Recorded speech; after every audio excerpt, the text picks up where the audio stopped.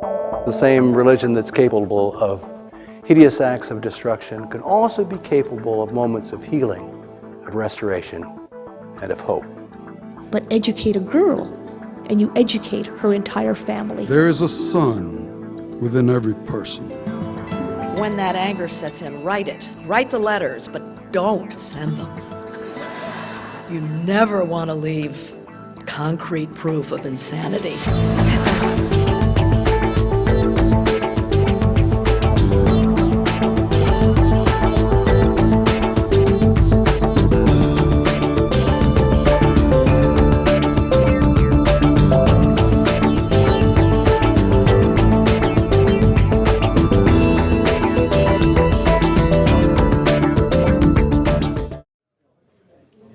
Well, I want to thank everyone for coming this afternoon. What we've hoped to do today is really give you an opportunity to see what's available at UCSB in terms of company interactions.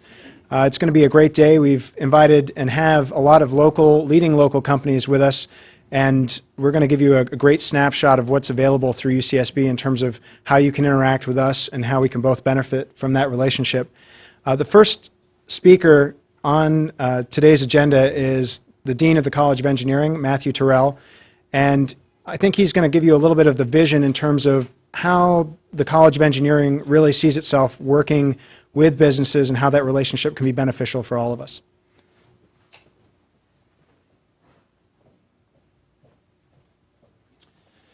Thanks, Andy, and everybody. Welcome on behalf of the College of Engineering, and this really is designed to represent science as well as engineering, so I'll welcome you as well on behalf of Acting Dean of Science Steve Gaines and former Dean of Science Martin Moskowitz, who many of you know as well. We are going to focus in what I talk about engineering to give you a little snapshot of who we are and where our expertise lies, and the successes that we've had in interacting with industry, which I think are considerable. But having said that, I want to start off with our main mission, which is to educate people in the direction of technology leadership, and to do it in the special environment of UC Santa Barbara, which is very broadly interdisciplinary, and that word is starting to get overused. We didn't invent it, and we don't have a monopoly on it, but I think if you talked around the country at various research organizations, universities and otherwise, where different expertise can easily be brought to bear on problems, UC Santa Barbara would be near the top of everybody's list. We also have sort of entrepreneurial strengths, and some of this stems from our youth and our new approaches to things, and some of it has to do with our desire to actually instigate new ideas in society, new business ideas, new educational ideas, and so on. So, to give you a little bit of quantitative information, the College of Engineering cracked the top 20 this year in terms of the U.S. News rankings of colleges of engineering. U.S. News doesn't rank all departments simultaneously, so this is a combination of last year's rankings and this year's rankings, but as you can see, all of our departments are in the top few dozen of engineering departments across the country, and several are in the top 10 or near top 10. We don't necessarily believe all the things that go into these rankings, but they have a big impact, for example, on student recruitment and so on. So it's important that we pay attention to the criteria that go into them, and so we continually do. There's other kinds of rankings. I'm going to go on this a little bit more, but U.S. News has a weighted set of criteria. The Chronicle of Higher Education recently released a ranking that was based almost entirely on publications and grant activity. And again, our materials science and engineering department ranks highly, as does electrical engineering. Interestingly, biomedical engineering is ranked in the top 10. We don't have a biomedical engineering department, but that's not a joke, because what they did was decide what's biomedical engineering based on who publishes in the biomedical engineering literature. And you're not excluded from publishing in the biomedical engineering literature for not having a department. So people are having impact in fields, and our belief here is that we can do a lot of things across disciplinary boundaries, and you don't have to have I mean, maybe I'd go a little farther. The last thing we need is another department when every department in the College of Engineering is working with computational science and engineering and with material science and with engineering at the interface with biology and many other kinds of interdisciplinary subjects. I'm not going to go through all of this in detail, but there are some very nice recognitions. As far as faculty size is concerned, our faculty is #1 this year, as of this year, in the percentage of faculty in the National Academy of Engineering. That's 17% of our faculty out of the 140 faculty members. And literally #1. That's not #1 among public schools or anything. It's #1. If you look at highly cited papers in fields, you can see that we have a whole list, about 10 or so, where the work is being used by other people in their own publications. And then moving down farther, I've already mentioned the National Academy. 2 of the Nobel Prize winners on this campus have appointments in the College of Engineering.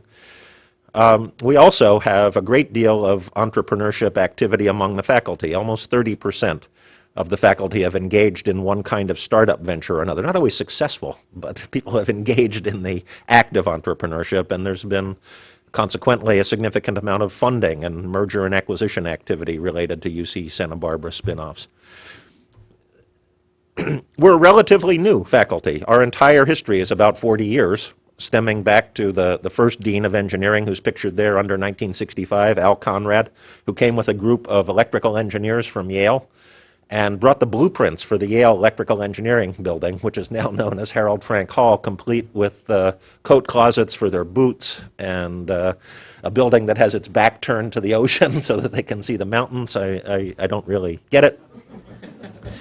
Some of the first prominent things that happened on this campus were Glenn Culler, who's pictured there with President Clinton, getting the National Medal of Technology that established UC Santa Barbara as one of the first 4 nodes of the ARPANET at that time. UCLA claims to be the first node of the ARPANET. I'm not quite sure who they were communicating with at that point, but if that's even possible to be the first node of the ARPANET. A desire to build up material science and an acceleration of multidisciplinary research centers and a really broad-based expertise, especially in semiconductor device fabrication, and this culminated in awards in the year 2000 to Herb Kromer and Alan Heeger, both of whom work on semiconductor materials, and again, a broadening of the base of interdisciplinary research centers. And as you can see, the funding, that's what that thing in the green arrow is, growing from a couple of million at the beginning to over $80 million a year. So the College of Engineering is a sort of an $80 million a year research operation. If you take science and engineering together here, it's about $150 million, something like that. So it gives you a size, an idea of the size of our research operation. We have a new slide like this, but I haven't incorporated it. This is something that the Office of the President prepares every few years about interactions, and each one of those lines going like this is an interaction that UC Santa Barbara has with a company in California. The last one put it well over 200 companies putting UC Santa Barbara research to work. These are specific, countable kinds of things. The company founder is a UCSB, is related to UCSB. These companies support research here, they license technology here, and things like that. So this is just in California. If you did this around the world, the diagram would be exceedingly complicated. There are areas in this college where we believe that you're going to be able to point within 5 or 10 years to work going on here transforming society at a major scale. For example, the solid-state lighting effort. Aiming at energy efficiency in electronics and so on. The Institute for Collaborative Biotechnologies really creating a new form of non-pharma-oriented biotechnology. A lot of stuff going on in nanoelectronics and photonics, optical communications. And as Gary Hansen will talk about a little bit later, we're also trying to develop a brand new form of technology management education. We have very good success at industrial collaboration. So that's really why we're throwing open our doors. We hope to do this more. Either ones like the Solid State Lighting and Display Center, which is now transformed into the Solid State Lighting and Energy Center, which is a group of 10 companies or more supporting cooperatively work in solid state lighting, or a deep relationship with one company, such as our relationship with Mitsubishi Chemical, which has just been renewed for another 4 years at a pretty high level. So we're able to work with groups of companies, with individual companies, with big companies, and with small companies. And then finally, in this spirit, we are trying to figure out, you may or may not know that UC Santa Barbara is one of two of the 60 major research universities in the American Association of Universities that has no medical school, no law school, no business school. Law school's definitely out. Medical school's too expensive.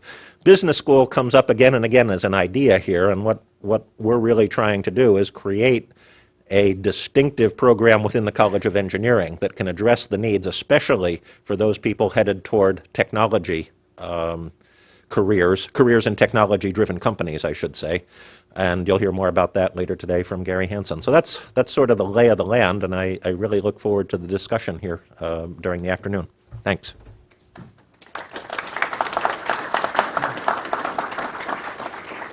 Thank you, Matt. Our next speaker is going to be Kevin Almaroth, and he is a professor in computer science and also has taken on the recent responsibilities of Associate Dean for Advancement and Planning for the College of Engineering.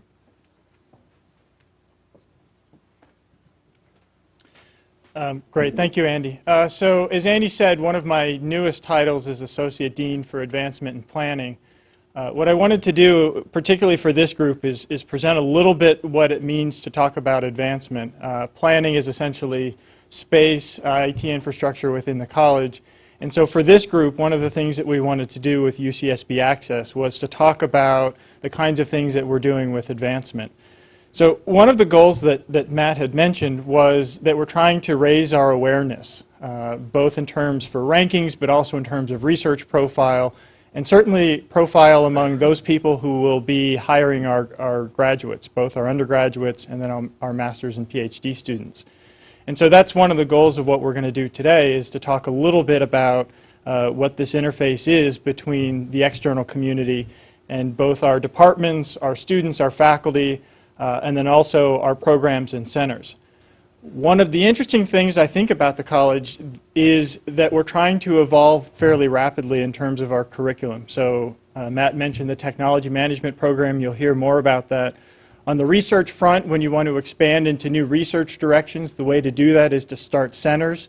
They do become interdisciplinary, both within this college, across colleges, and across campus.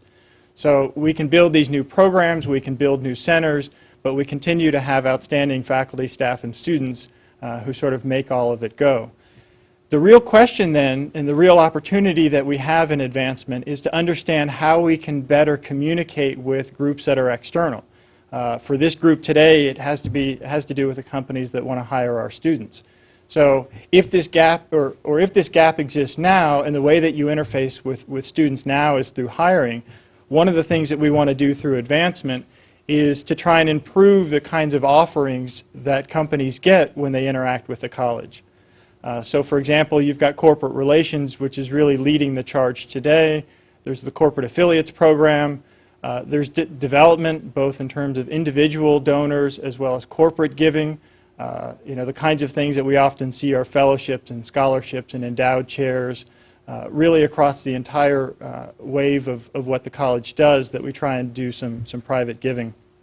There's marketing, which puts together pretty slides and really puts together everything that we do to bring everything together.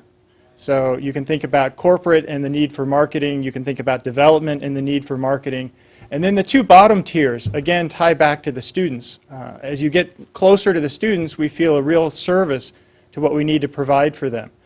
Once they become alumni, we certainly want to track them, probably from a development perspective, but we also want to understand how we can build a community. One of the great things that we found in Santa Barbara is that if once a company hires graduates from Santa Barbara, they often like those students and they often come back for more. So we really want to continue to build the program there. And then certainly career services ties into all of these. And again, if you think about this from an advancement perspective, there's really a range of services that we can provide across the entire college to companies looking to hire our students as well as to potentially do research. So the way that this works now is there really are a lot of ways for companies to engage. So Matt mentioned several of which from the research front. There's a number of centers that companies can become involved in. There's the technology management program. There's an overriding current of entrepreneurship. There's all of the recruiting that happens at the student levels. We do a tremendous amount with outreach to try and reach out to communities who traditionally don't have family members who come to college. We have undergraduates, PhDs. One of the things that I would say is if I were to be a company representative, one of the real challenges is to learn how to engage with the college on a variety of different levels, both from recruiting aspects, hearing about presentations, hearing about projects, hearing about business plans that students are writing or companies that they're trying to start, really across the whole range of things that students in the college try and do. And that really then is where the corporate affiliates program comes in. It's really billed as a one-stop shopping. If you have questions about what you would like to get out of the college, who you should talk to in terms of research, who you would talk to about graduate students of a particular type, undergraduate recruiting opportunities, scholarship opportunities, internship opportunities. That's what the corporate affiliates program is designed to do. So if you want to engage the college on lots of different levels, to have an opportunity to hire our students as interns potentially as early as possible, it really happens through the corporate affiliates program. And so we provide ties essentially across the entire board to make all of these programs happen. So I'm really want to show one last slide here. I guess if you're part of marketing, then you get your picture up on the slide. But that's Marie, so she helped me put together these slides. And from a student perspective now, one of the things that we want to help our students do is be able to reach out into the community more, both for part-time internships as well as eventually for full-time opportunities or for graduate school.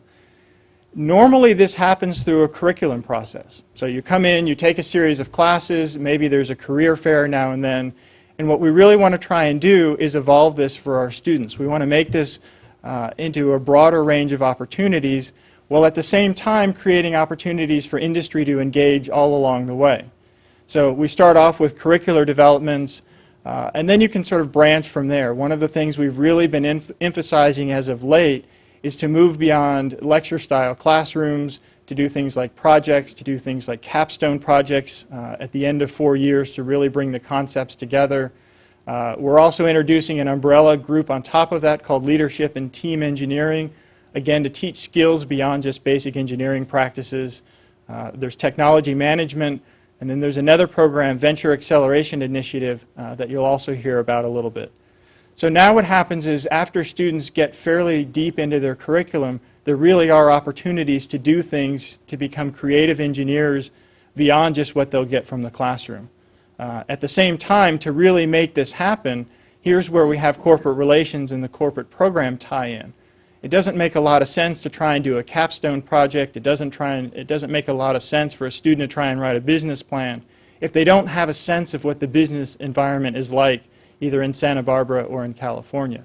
So by engaging companies also through this mechanism, we hope to build a stronger relationship with the students. And again, to have faculty tied into this as well, to do more than just stand up and lecture. So really then the key is to do this from one end to the other and provide these kinds of opportunities across the entire board. And that's essentially what you'll hear about today. So what I've tried to do is drill into some of the functions of what happens in the college. If you look at your agenda, you'll see some of these terms come up over and over again. So Leslie and Andy will be talking about the corporate relations program. You'll hear about the capstones in a couple of departments. You'll also hear more broadly about LIGHT. You'll hear about the technology management program, and you'll also hear about VAI.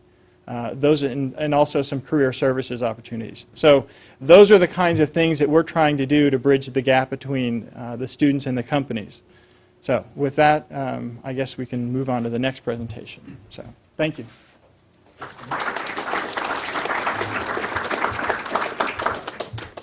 And the next person we're going to hear from is Leslie Edwards, who's director of the corporate program, as we start to shift into a little bit more of how you as a business can be involved in some of the things that Kevin and Matt talked about.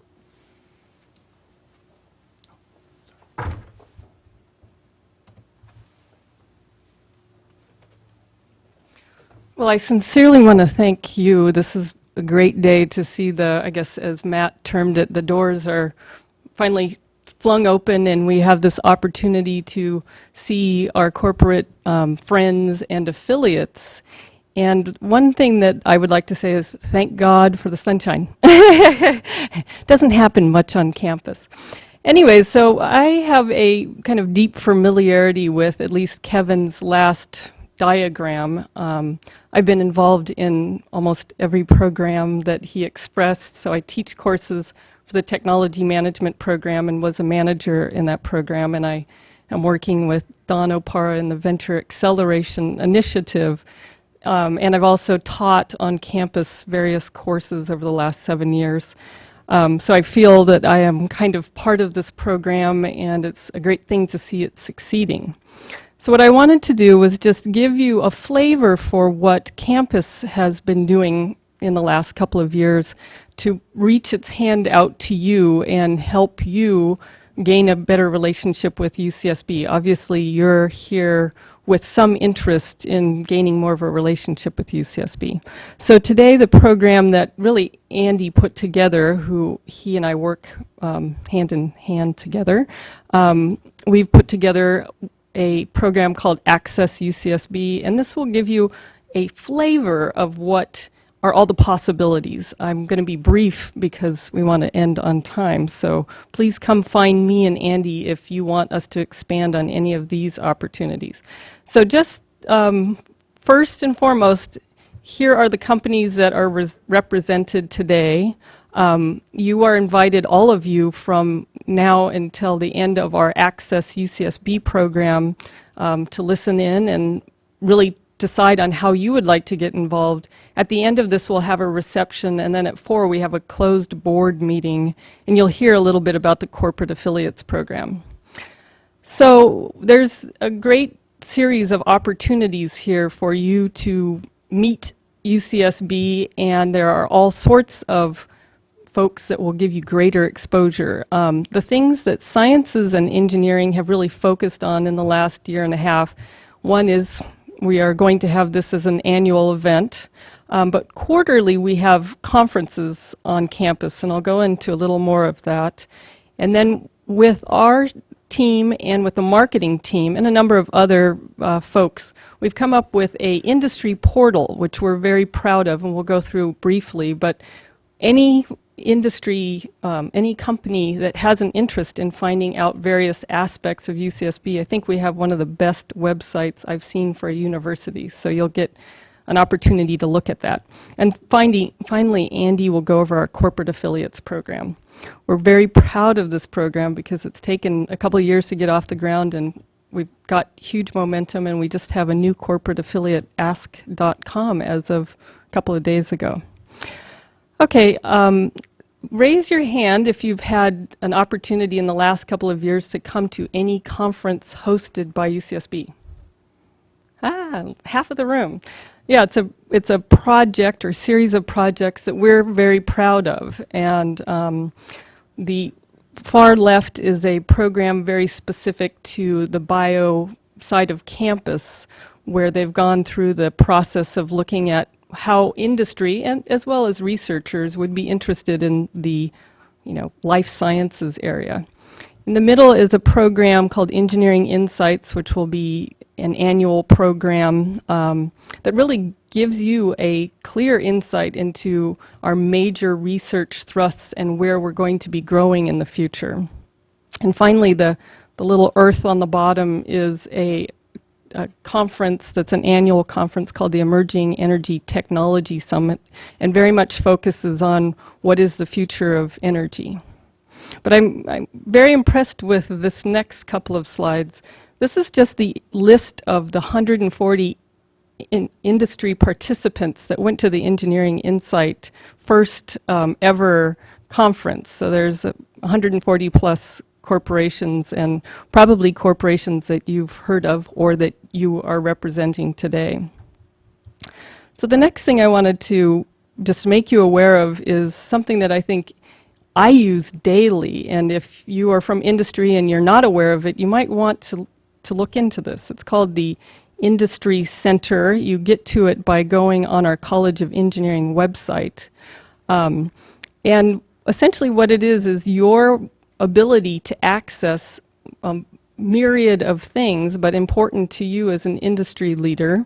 I'm going to go through just the top function on the left-hand side called Access Faculty, but if you're interested in research collaborations with UCSB, accessing students, accessing our intellectual property, these are all, very easily browsable tools, and we update this daily. So there's, for example, the intellectual property and such, or the events. You can gain new information by looking at it frequently. So what I wanted to do is just kind of walk you through how easy this is. So we're going to just go through the tool of Access Faculty. So it allows you to do quite a few things. It's a very neat browser because it's a spider browser, which if you, at the very bottom, if you decide you don't know the faculty, you don't know the department, you may not even know a research area, you want to find, let's say, somebody that does research in optoelectronics. So you typed in optoelectronics here at the bottom, the open text search, and you come up with a list of, it'll say 6 hits of faculty. Well, let's say you just decided to click on the first faculty member, and what you get, and this is now uniformly what you get for all faculty who want to interact with industry, which is a vast majority, you'll get a profile that looks like this. It's got a lot of information on it. It definitely has all the contact information and a short bio, but it's also linked to, linked in addition to the research page for that faculty member. So if there's any area that you say, well, I feel like we have this ability to collaborate with UCSB, this is one of the tools that I use to search for faculty that would be logical. So that was short, and I would happily go into more detail about any aspect of what we do broadly for the corporate, world. But I'm going to hand it over to Andy with just a quick statement that we have also a program which he'll go over that provides kind of a much more customized and detailed relationship with corporations. Thank you.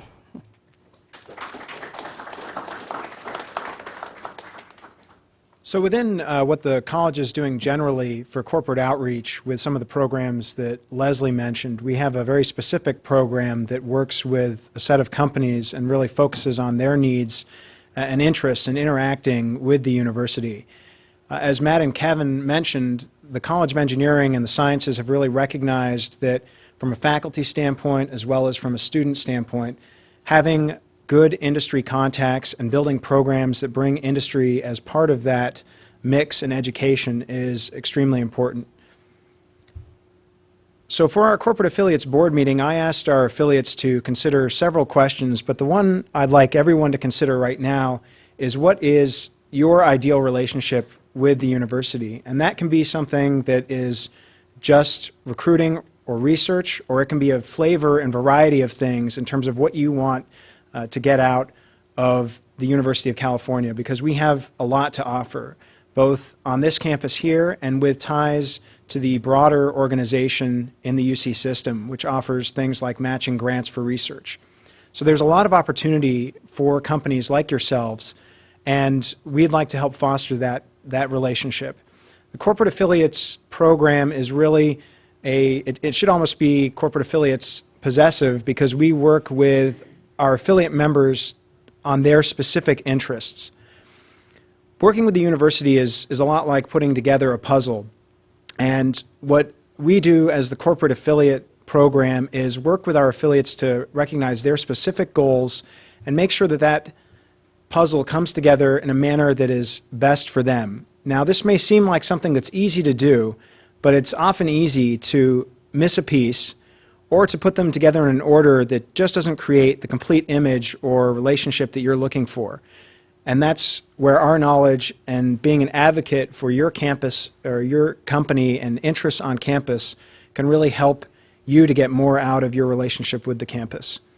These are our current affiliates, many of whom are here today. And as you can see, there are a wide variety of different interests represented, everything from local companies, national and international companies, small to very, very large. And we work with each of them to create an individual plan and understand specifically their own needs and interests in relating to the college and the different programs that you're going to see today to make sure that we help them execute against their goals. So the Corporate Affiliates Program does three things. We create opportunities for our members, we facilitate connections to the university, and we leverage your investment in time, energy, money, and effort. One of the main things that we do is create opportunities for our affiliate members. And we've done that in a variety of ways over the last year, from creating custom events to making specific connections to making sure that they're aware of seminars and other programs that are going on campus. And so if you feel that you're not getting everything that you need out of the university, I would encourage you to talk to us so that we can help create opportunities for you and your business here. The other thing that any relationship takes that we really want to help foster and that I'm going to challenge you with at the end of my presentation is, what are you going to do after today, after you've seen the presentations and you've been exposed to just a slice of what's available on campus, to make sure that that relationship is sustained? And that's really another function of the Corporate Affiliates Program, in making sure that people stay connected and realize the most out of their relationships.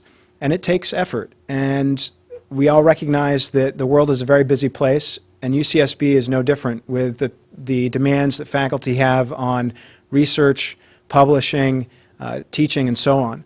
So we really take that role very seriously in making sure that your connection to the university stays alive and that you're taking advantage of those opportunities that we create. Just to mention a few of them, with Raytheon, we've put them in touch with faculty that led to a research proposal that was matched by the state of California. And so out of their membership and their relationship with us, we were able to give them an opportunity to grow their research on campus. The final aspect that we really deal with, and I'm sure this is a common interest for every company that's here today, is around recruiting. And in this aspect, we really try and leverage any interaction that you have with the university to make faculty, staff, and students broadly aware of who you are as a company, what your interests are, and also how that relationship can grow in the future. As Kevin mentioned, we really try and work with our affiliates to help them meet both their short-term goals of immediate hiring needs, but also their long-term objective in being a premier company on campus in terms of recruiting. And that means not only recruiting for this year, but having internship programs and setting up sustainable initiatives that help to build a pipeline for that company in the future. So as you think about and you hear about different programs that we have today, I would encourage you to think how we can bring that together for you. As has been mentioned, what you're seeing in terms of the Capstone programs, in terms of the student organizations, is just a slice of what is available within the College of Engineering and the Sciences. And what we want to help you do as an affiliate is find those parts that make sense specifically to your interests and then put them together in a way that makes sense. So I certainly encourage you to talk to Leslie or myself after this during the reception, and I'd be more than happy to also explore any other avenues or areas that you don't hear about today that you'd like to explore. And on that note, I'm going to turn it over to Tevik Boltan, who's a professor in computer science. He, along with Rich Walski, led the senior Capstone Project for the computer science department. And as you can see from our affiliates and from the people that are attending here today, computer science is one of the most competitive areas on campus for recruiting and the one where companies have the most interest.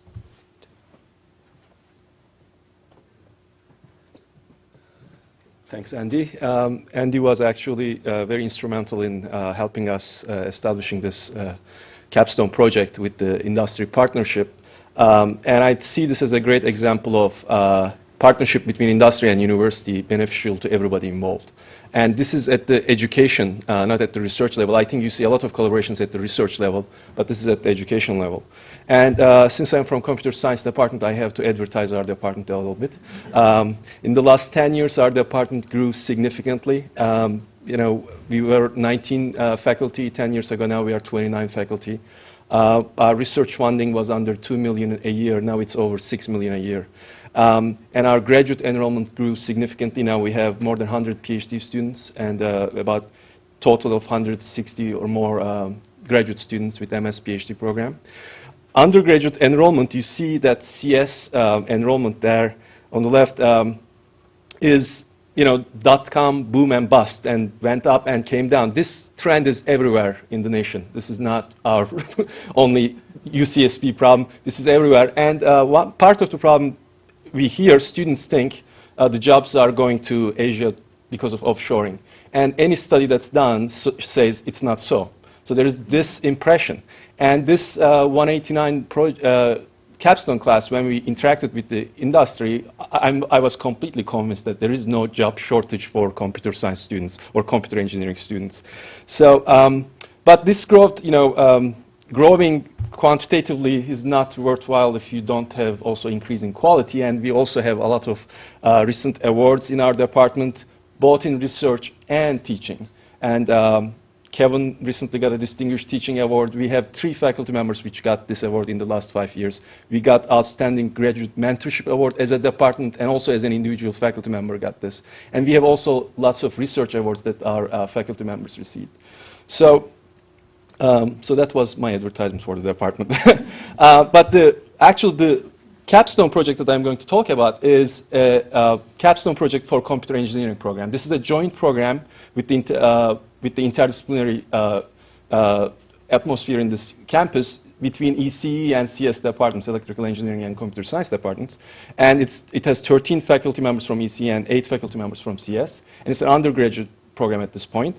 And we offer BS and BSMS also, 5-year BSMS programs.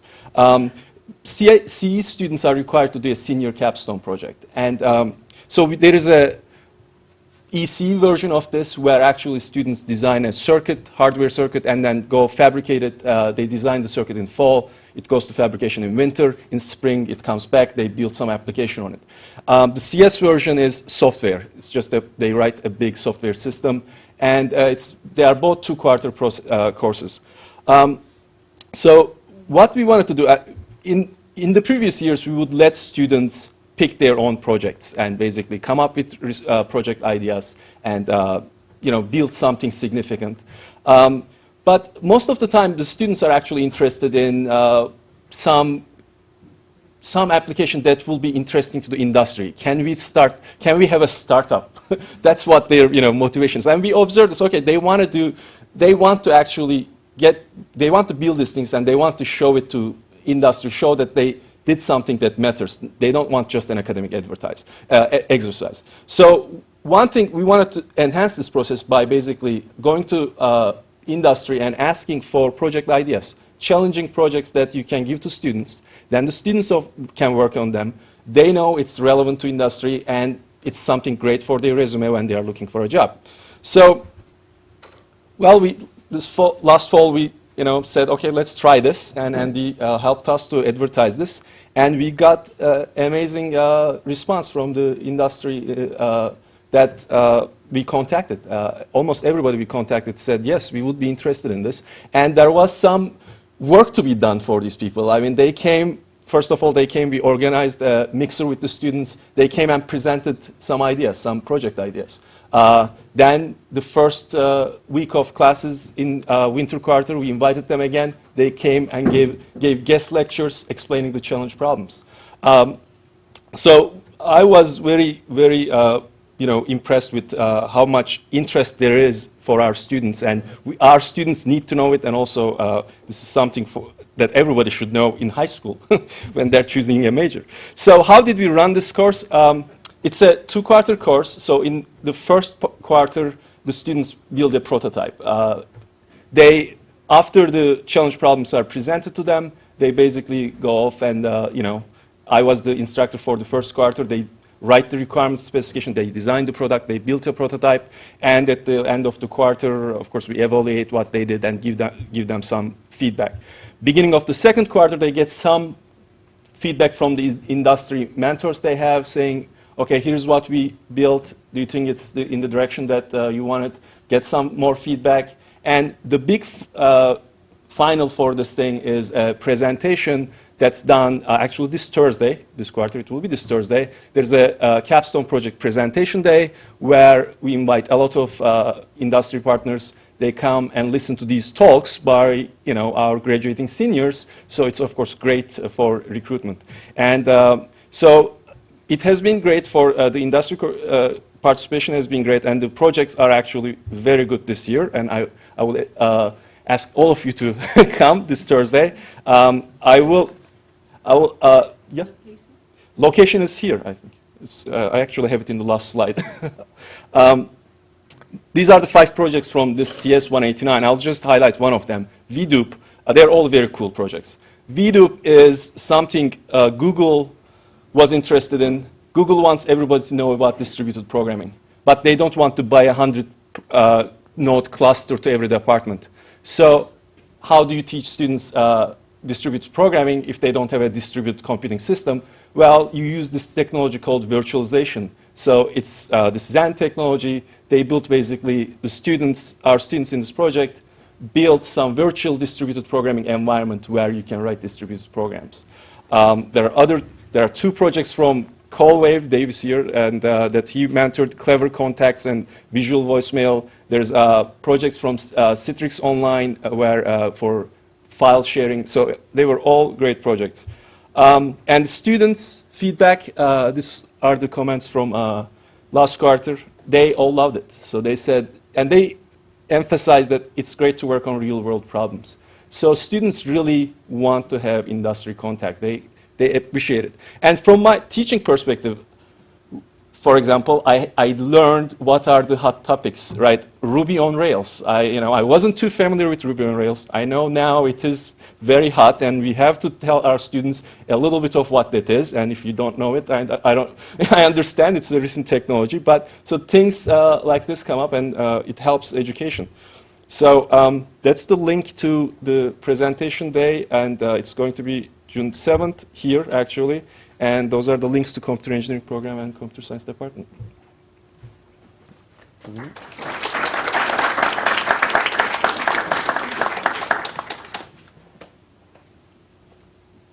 And now we're going to hear from Stephen Leggett, who's going to give you a flavor of what the mechanical engineering capstone project is like.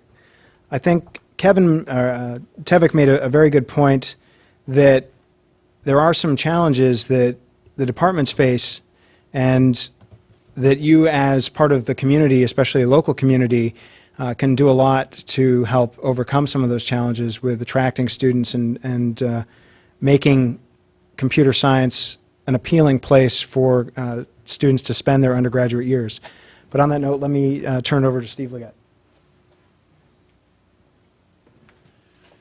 Well, welcome. I want to thank Andrew and Leslie for the opportunity to speak with you today. A couple of years ago, I would be in the audience with you. I'm a recent member of the mechanical engineering faculty here. I spent almost 30 years in the medical device industry. What I'd like to share with you today, I've prepared a few slides regarding our capstone design program within mechanical engineering. And I have a site on the bottom here.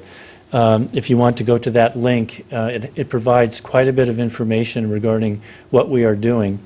And I will share with you right now through these slides what this capstone program is about, and specifically how you can interact with the college and the department in our industry partner program. Last year, the industry partner program was started with our projects. And to give you some perspective, you have some perspective in the computer engineering or computer department. Within the mechanical engineering department, this year we have over 100 graduating seniors. We have 23 teams that are working. And you'll see them all on display this Friday in our Engineering 2 courtyard from 11 a.m. to 3 p.m. But let me share with you a bit about what our program is about. I'll go through our course description and our objectives, etc. First of all, because of my industry experience, I found that working in teams is essential. So all of the seniors are gathered into teams. They provide me their desires in terms of what projects they would like to work on, and we try to put them in the appropriate teams. And this is an experience that's very much a hands-on experience. There's minimal lecture involved. And there is a great emphasis in engineering communication in terms of reports and oral presentations. Okay? And we see our course objectives here.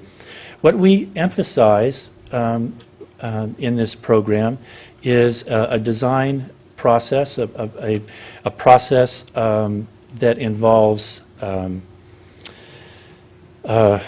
proper planning, budgeting, a process where there's some benchmarking and understanding how a current device or product is used, and then they begin to develop some hands-on experience and develop a final build of that project. Okay? In terms of the topics that we cover, all the way from formation of teams through planning, presentations, analysis, and they eventually go through a testing and evaluation stage. The ideal type of projects are ones that, in terms of working with industry, begin in the fall and end in June.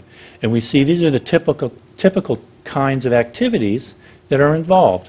In the fall quarter, it's an enlightening process for them where they now have to define the problem that they are going to solve, and then put a plan together on how they are going to solve that problem.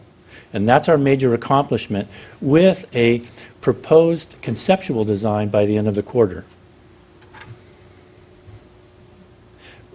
During the winter quarter, they begin to develop that design. Midway through the quarter, they're going to have a design review where they present this for objective review, and faculty is involved. By the end of the quarter, they've conducted some analysis and testing and now have a report to provide. In the spring quarter, they now complete that project and complete the build. I had the great experience last week of reviewing all of the projects, and this year I just am so pleased with the accomplishments that we have had in what the students have done in a variety of areas. You'll see them on display this Friday, and I hope you can attend. It provides a broad experience for these students. Okay. In terms of industry partnerships, this year I'd like to thank these teams, and I see some of you in the audience today. We've had a great opportunity working in a variety of areas. And we see here some of the industries involve aerospace, medical devices, and some of the support industries, high-tech support industries that we have in town. Okay. Some of our projects, in addition to the industry partnerships, also involve faculty collaborations. So we see here that students have an opportunity to also be involved in research endeavors. Lastly, we have a set of projects that are involved in student competitions.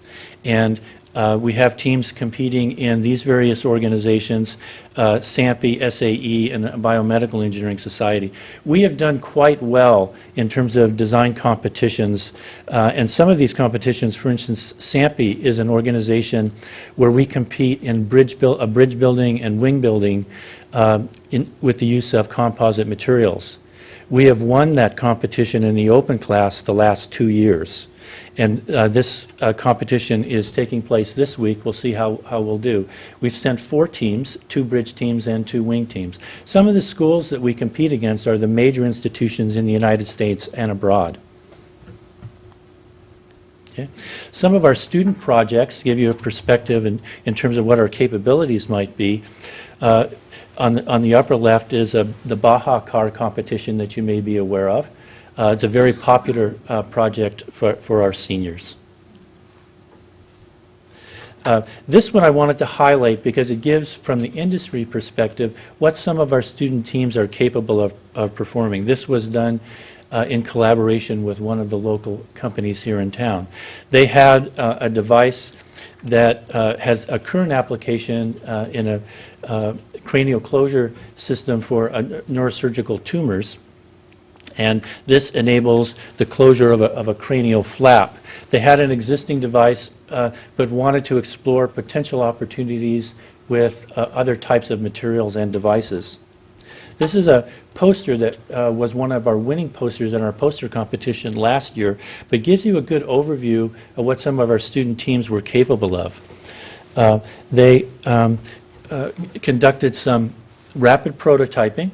First of all, they came up with some design concepts. This, if I can hear, this is a SolidWorks drawing, used some novel materials, and then rapid prototype the system.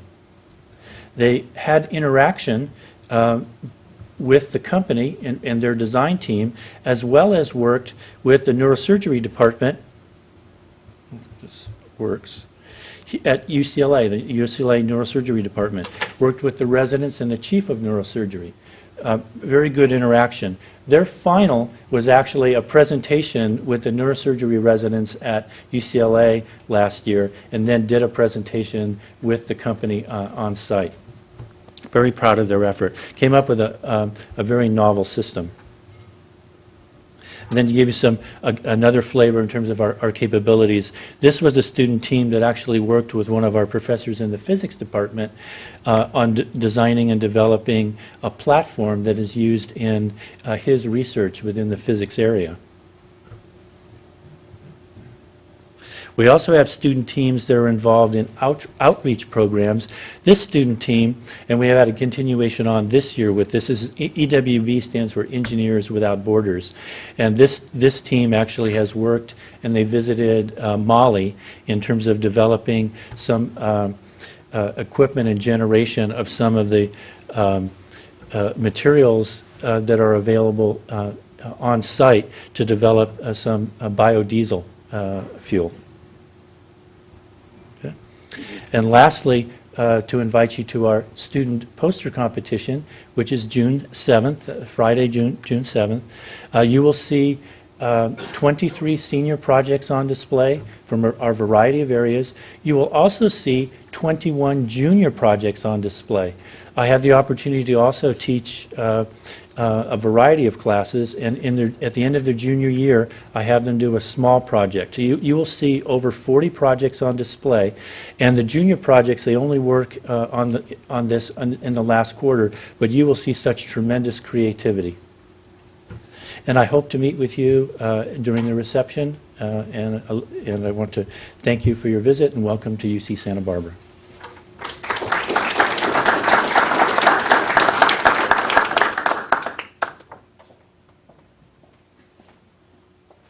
So those are just two very good examples of how industry is getting involved with the curriculum here on campus, and really the opportunity for companies to bring a lot to the college and to improve our interactions with the local community and others as well. And now I have the pleasure of introducing Jan Zhang, who is a PhD student and also the director of the Leadership and Team Engineering, which is a student group. And it's just an example of one of the student groups that we have here on campus that is really making a difference both locally and in the world, as well as with the students that are taking part.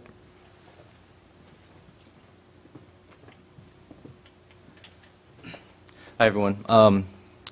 Thanks for the introduction, Andy. My name is Yan Zheng. I am a graduate student here, and I'm going to talk to you about the Leadership and Team Engineering Project. This is something I'm very passionate about. In my undergraduate career at UC San Diego, I was part of one of the first team leaders that of a project similar to this, where they went out to the local San Diego community and asked for projects and have engineers do pro bono work for them in the effort to learn more about engineering and hands-on approach. So I'm really interested in starting this here. We've actually had our first team this year, and I'm going to introduce them, some of the projects that they've done this year to you guys.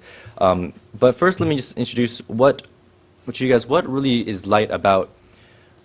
The Light Project really strives to be part of the growth process, and this is more the complete growth process that we see for our students. This is about cultivating a sense of leadership and excellence and leadership through community involvement, which is key in our goals, but also utilizing team-oriented engineering with teamwork, challenging technical engineering issues that community organizations give to us, and as well as using that to see if we get entrepreneurial opportunities. So this kind of gives us a holistic sense of what we think engineering students should be learning and should be on the process of learning in their educational careers. So how does this work? Well, the Santa Barbara community itself has over 200 community organizations, many of which have great aspirations to what they want to do, but some of them have technical challenges that they can't themselves cross over.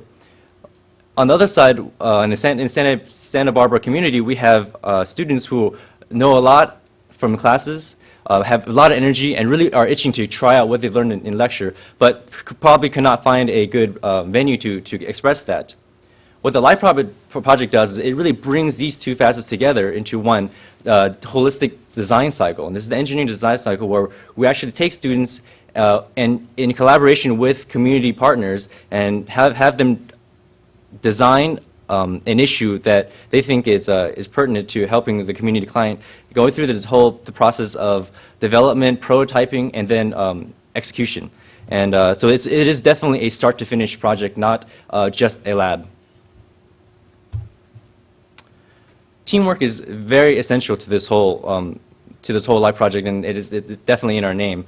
The type of collaboration you see is extremely complicated, so that students need to learn very quickly that teamwork is essential. Our teams of students are multidisciplinary. The current teams have CEs, CS, and also EEs, and we're planning on expanding past the College of Engineering into sciences and also the humanities. These students practice various team roles such as project leader, team leader, financial manager, and other roles that you see in corporations to prepare them for management positions. Within this context of teamwork, we believe that the students learn a great deal about project management, specifically about effective communication, time management, and leadership. These students work in these teams without the direct orders of faculty members. They are pretty much do everything themselves, where faculty and myself just are there to kind of help them along if they need. We're more like advisors. So all the meetings are set up by themselves, the agendas are set up by themselves, the milestones, quarterly milestones, yearly milestones, and things that they need to accomplish are all set by the groups of students. But everything wouldn't be complete, and since it's engineering, unless we add some technical zest to this. And we believe our engineering students really have an edge on technical skills. The reason is because we don't just focus on the components. We know that what's really important is to have a holistic system engineering approach. Our students can routinely come out of the detailed woodwork and go really from the 30,000 feet level to analyze what really are the broader implications of their designs to the client and to the client's clients. Also, these projects are not exactly what you would find in everyday classrooms. They're very innovative, very unique, and because of that, there are no cheat sheets or solutions that you can look up easily in a book. So students need to learn very quickly that they need to be proactive in finding the resources from themselves, or finding professors or outside resources that can help them find the solutions that they need to accomplish their mission. We believe that this helps students develop more hands-on skill sets that they need after they graduate, and to definitely be a great benefit to any corporation that they work for. Because of the nature of these projects, the solutions that students normally come up with are very unique and innovative. And because of this, there are definitely entrepreneurial opportunities that can arise. And we've heard earlier that UC Santa Barbara community is very well equipped to handle these situations because of the resources we offer with TMP, VAI, and experienced faculty that they have with venture capital and the such. But I want to point out one great aspect of this entrepreneurial type of environment is that it really strives to challenge the current mindset of our student body. It really goes into having other students feel like, well, if my friend is trying to restart a company, well, why can't I? So then the mindset of these students go from a passive learning to more of an active learning environment, so that they're proactive in the education experience they're getting from the UC Santa Barbara system. So let me introduce you to some of the projects we've done this year. Our community client this year has been the Santa Barbara Zoo, and we worked on 2 main projects with them. The first one I want to introduce is a train tracking system. I'm not sure if you guys have been to the local zoo. They have a very interesting small locomotive system that takes kids around to see the animals. One thing you might not know is that in the summer months it gets very, very busy, and they only have 2 trains that run at any given point in time. But it would be very inefficient if these trains were back-to-back as they're going around the track. But then again, the conductors are too busy giving tours to really monitor the speed and adjust to each other all the time. So what we devised for them is a GPS wireless tracking system that, along with a smart LED display, to allow conductors to kind of passively see where the other train is located relative to them, so they could adjust their speed while not interrupting their current display of the animals and the such. Along with that, in the hot summer months, the rails will start to expand, and this does cause a lot of derailing. To prevent this, we actually, maybe I shouldn't have shared that with you guys, but we're working on it, and actually our solution is very innovative. You will see in the bottom right-hand corner is actually a normal car strut. Students, these are actually electrical engineering students working on a mechanical engineering problem. They've devised to use a strut with a linear potentiometer to measure the separation of these tracks. This is called, they call it the Dragon system, the detachable rail gauge observation. They drag this on the back of the caboose, and it will give them a real-time measurement along with the GPS of what sections of the track are being separated, and they could create a log versus time of what trouble spots might need to be addressed before a real situation can occurs. So I feel safe now. The next thing is the Santa Barbara Zoo has many kids, over 300 kids in 1 week that comes for their summer day camps. And this is a great event, but then it causes a logistic nightmare for the zoo at times because parents definitely are busy, and sometimes the different people might have to pick up children at any given point in time. So to help really manage this and help counselors manage running 5-year-olds and 8-year-olds running around the zoo, we've made mobile PDA systems with a custom OS that the students have built, tagged along with an online database. Now, this allows the zoo and counselors to keep track of guest information along with who's about to pick them up at what time. And because of this online database is shared by all PDAs, if one child information is changed, every counselor sees the same information change, so there's no mix-up. It is also platform independent, so that we can actually apply this similar situation to any other organization out there, such as the Santa Barbara Museum of Art or the Natural History Museum. Because of the customized OS, we can make hotkeys for any PDA that allows us to have fast access so that the counselors can have easy use whenever they need. And location and the GPS on board the PDA makes it so that certain organizations can utilize the GPS for location-based events, such as, hey, you're right next to the giraffe exhibit. Here's some information, or this is the Monet. Here's some information. So this one management system can definitely be expanded to more of an entertainment type product. So as you see from these 2 projects, we definitely have a wide array of multidisciplinary skill sets that students need to use, but they also have came up with very creative solutions, and definitely some of them have entrepreneurial activities, and this is within our very first year. So and to wrap up, the LIGHT program really is about experiential learning, in that they learn from experience, from really doing it themselves, and not from someone teaching them through from the podium. And this really offers, I believe, a broad set of skills, from technical hard skills to soft skills in how to run a good meeting, how to talk to people who are probably not working well on your team.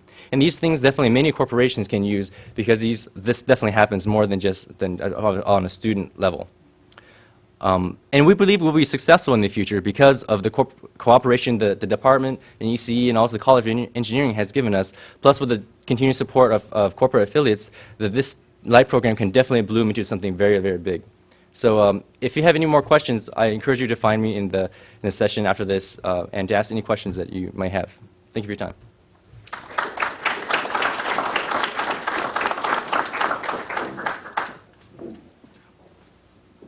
So it's good to know that UCSB students are on those safety issues at the local zoo. The next presentation that we're going to hear from, as we designed this day, we really wanted to give you a picture of, as a company, what you can do and how you can get involved. And obviously a critical component of that is recruiting our students. And today we're fortunate to have with us Ignacio Gallardo as well as Don Lubach from the Counseling and Career Services Office. And they're going to talk a little bit about their office and also some important dates and ways that you can interact with students to maximize your recruiting for next year. So I'll turn it over to them. Good afternoon, I'm Don. I really have the feeling that I'm in the technical part of campus when all of these PowerPoint presentations are run well, and all of the speakers are exactly on time. The rest of the campus is running still on chalk and verbosity, but over here things are really efficient. Well, I get to make a couple macro comments about career services, and then Ignacio will talk specifically in a more granular way about how we can help you meet your recruiting needs, and we won't say any comments that are nano-related. We leave that to our neighbors over here. We don't touch the nano work. Career Services is a wonderful office. We work with the entire campus, all 3 colleges, and students from their first steps onto campus all the way into graduate school. Some of our clients are in maybe the 23rd grade or so as we work with them. We help students choose majors, change their majors, modify their majors, and call their parents and let them know that they've changed their major. We practice that with them.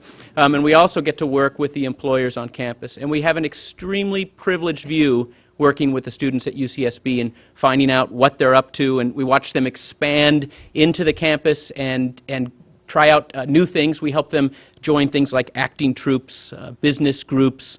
We love to nudge them towards the TMP program and many of the programs that we're learning about today, and that really fulfills a lot more of their academic mission.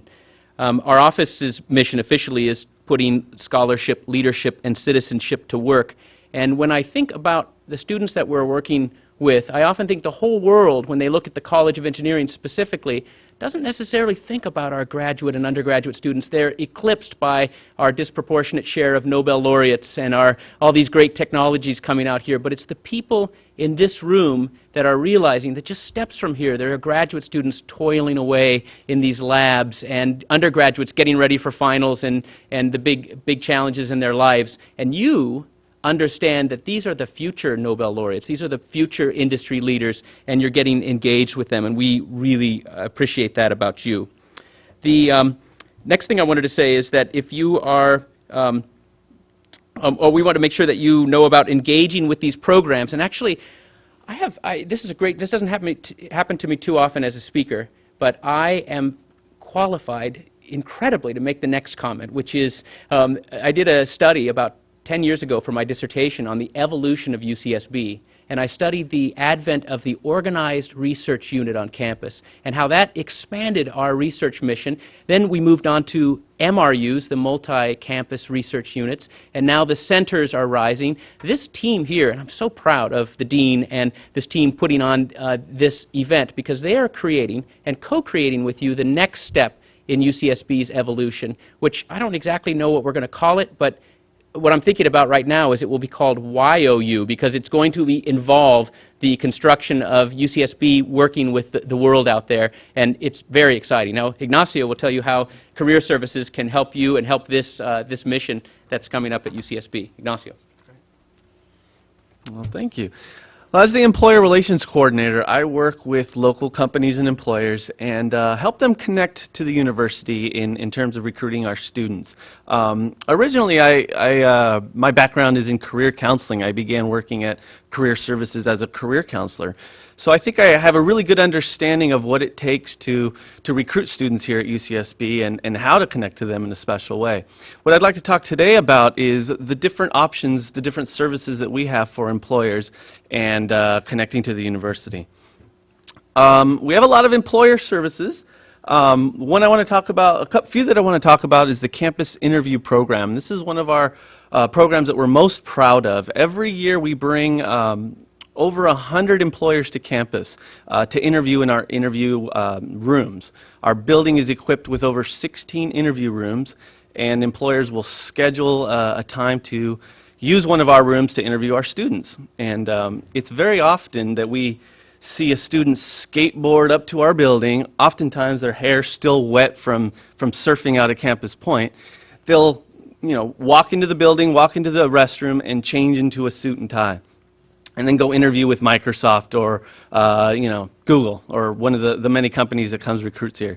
Then they'll go back, change, and skate off to class. So it's really neat. My office is right next to the interview waiting room.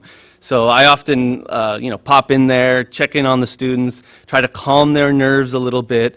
And also, sometimes I've seen Don literally take off his tie and give it to a student who didn't come prepared enough. But that's what we do as a department in the student affairs. We're here primarily for the students. However, we've got lots of exciting employer services as well. Another service we have is our career fairs. We have many career fairs throughout the year, and I know many of you here have taken advantage of those already. So a couple slides down, we'll have some dates for upcoming career fairs that are also available on our website. One service that we saw a real big increase this year, an exciting increase, is in the number of companies that have come on campus for information sessions. And this is one of the many ways I've collaborated with Andrew and the Corporate Affiliates Program, is bringing employers here and making their information sessions a success.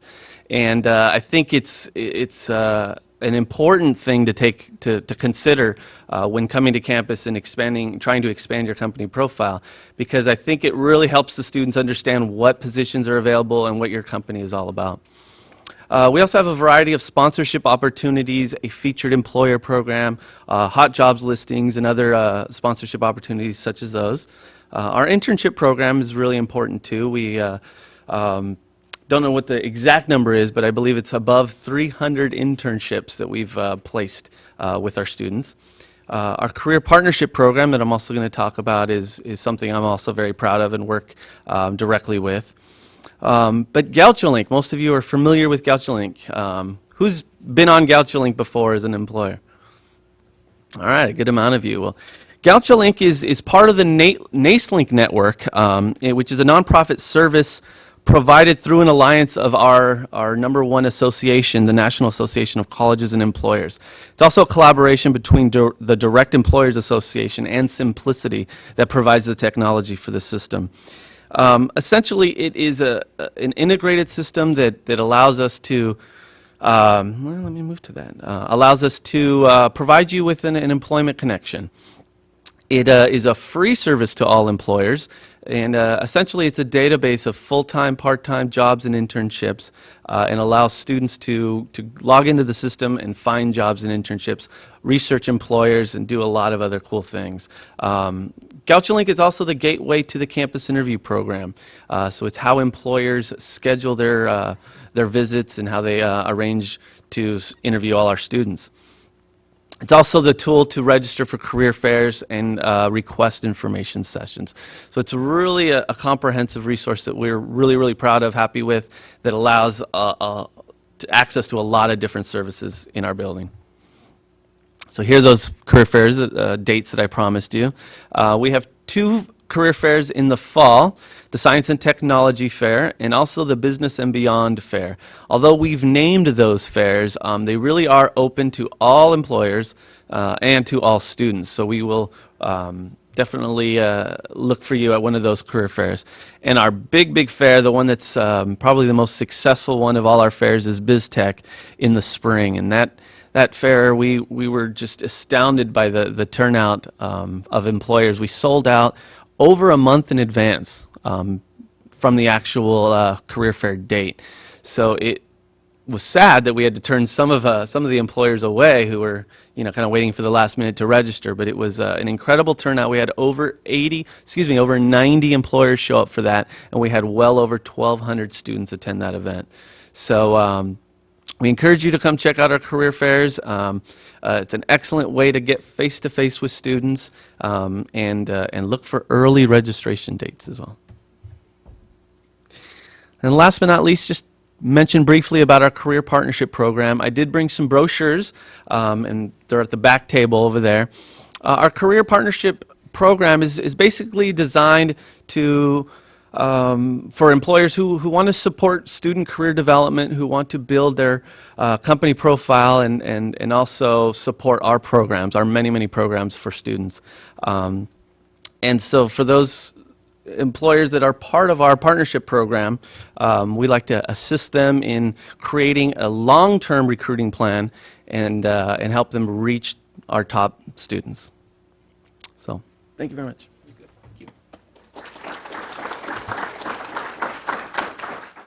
Hi everyone, it's great to be here. I'll give you a very brief overview of a new initiative we've put together over the last 9 months, and we'll be happy to speak with you after in more detail if you're interested. So the Venture Acceleration Initiative, the focus is to give a kickstart to campus startups coming out of UCSB. And it's primarily motivated by this basic challenge. There's an acknowledgement right now in the investment and business communities that there is a gap in the pipeline around translation of innovation from universities out into the business community as products and companies. There's billions of dollars worth of investment, primarily from the government in the form of National Science Foundation, NIH, and so on, going into funding basic research in universities. There's also billions of dollars, and some people even say an excess of capital out in the venture capital markets for investing in startup companies. But there's an acknowledged gap in between in which, you know, the basic research funding is considered no longer applicable to what's called applied research and translational research. And venture capital firms, especially since the bubble in 2000, have moved into later stage deals and see some of the early technology as just too risky or too early. So this is the area that we are looking at addressing.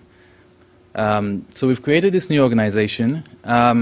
We have 3 major areas that we intend to support around accelerating startup ventures. The first is what we've called entrepreneurial consulting, which is activities like market analysis, opportunity assessment, business plan development, and also an element of project management to help primarily faculty entrepreneurs that have ideas for technologies that they want to commercialize think about those technologies in business terms and get them ready to interface with the business community. Second area is business networking, which is building out in a systematic fashion a series of contacts into all the different types of members of the business community that would be helpful at different stages of startup development. So investors is an obvious group, service providers, IP lawyers, corporate representatives like yourselves that may end up being customers or strategic partners of these companies, as well as mentors and potential staff for the startup companies themselves. Third area is seed funding. And that's something that we'll talk about a bit later, but we're exploring creative models for supporting our really early stage startup companies. We're working very closely with the technology management program that you just talked about. The VAI focus is starting more from a faculty startup perspective, but in a lot of cases, students do get involved in those companies as early employees or as partners, so we're working closely with the TMP on that. This is not something that, we can't claim to be the leaders in this area. This is actually a growing trend in the US and worldwide, because neither, in a lot of cases, the government or the venture community is not stepping in to address that gap. In a lot of cases, it's being addressed by universities being proactive around creating organizations to address this. And so UC San Diego has the Von Liebig Center, MIT has the Deshpande Center, USC just got $22 million to create the Stevens Institute and so on. So we feel that we are part of a growing trend, and we have a lot of examples that we can draw on in terms of what's the best way to build a model. What is the motivation? One thing that we're encouraged about is that we feel that there are several different categories of stakeholders that stand to benefit from this venture acceleration initiative. As a university, having more of our technology get out into the community helps to increase our profile. We've seen examples like Stanford, Caltech, MIT, who are known as sources of innovation, and that's something that we definitely take very seriously. We want to motivate our entrepreneurially minded faculty by showing that we are there to actually support them in their efforts and encourage their entrepreneurial efforts. And we also see this as a long-term donor pipeline in the sense that a lot of our greatest gifts coming back into the university are from successful entrepreneurs that started life within the university. The business community, if we get our opportunities better prepared for them, they are appreciative of that because often there's talk in the venture community of not enough good opportunities to invest in, but a good opportunity is not necessarily just a good technology. It's a technology that's been validated and developed to a point from a business perspective that an investor actually sees it as an investable opportunity. And so by helping to develop that, we're helping to create more good opportunities for the investment community, and we can also increase the rate of flow of opportunities out of the university. And finally, there are economic and societal benefits to helping to get the technology out there. A lot of the work we do is in the biotechnology field, in the energy field. These are areas that have potential to make a massive impact on society, and we feel that rather than have them sit for even a few months longer than they need to on a lab shelf, we want to get them out there so that people can start benefiting from them. We've really gone to pains to try and make this a very integrative effort across our campus so that we have broad support. We have the deans, we have senior faculty who are behind this program. We also working closely with our licensing office, our technology management program, corporate program, a development team, and of course a growing number of faculty entrepreneurs that are at some stage of the startup process. We are now also switching gears and reaching out more into the business community to build relationships there as well. And by virtue of the fellowship program that I came here on initially, we actually have access to the leadership at the UC president's level as well, who are very excited about the work that's been done here. I will not spend a lot of time on this, but this is a little bit about how we intend to actually execute around these three areas I mentioned before.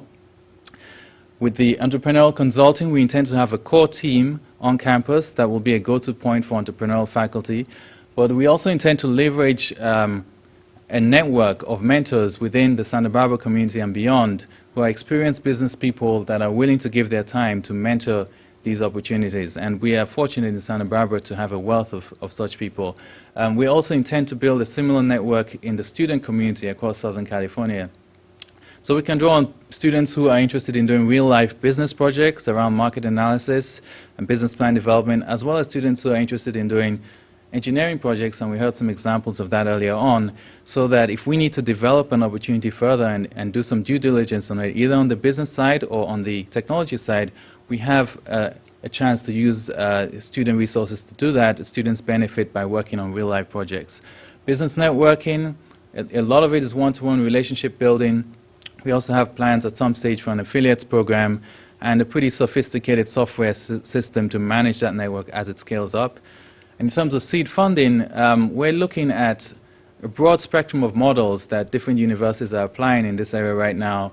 There are opportunities both within the non-profit world and the for-profit world for creating venture funds that can support our startup companies. Where are we right now? We've got a basic vision of how this model is going to work. We're working with a number of entrepreneurs. We've done a lot of relationship building internally within the university. We're now trying to do a lot more of that externally to work in partnership with the business community, build a core team, and also start exploring some of the fundraising opportunities. I wanted to end by talking more specifically about how corporations might be interested in the efforts of the Venture Acceleration Initiative. See several opportunities here. First of all, a lot of the startup companies are often looking for early customers to validate their product, and they, to work with a successful corporation as a beta test customer, as an early customer, is a great thing for a startup. Gives the corporation a chance to look at the technology very early on and shape it in towards their needs.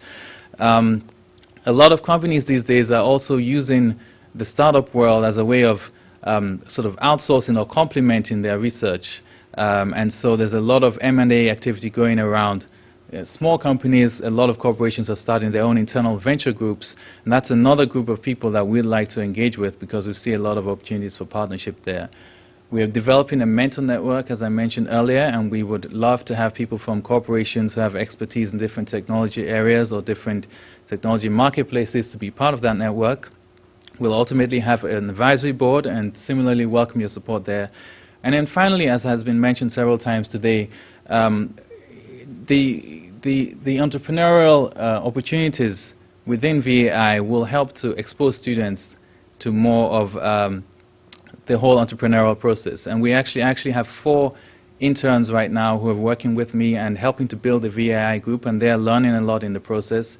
As we help to accelerate this portfolio of companies, those companies may have opportunities for students to get hands-on experience with those companies. And so that's all part of this broader picture that helps to develop students that are not only strong in technology, but also have an awareness of business and entrepreneurship. So I'll be around for the mixer later. I have some flyers which I can give to you. It'd be great to speak with you if you have interest in this program. And I'll hand it back to Andy.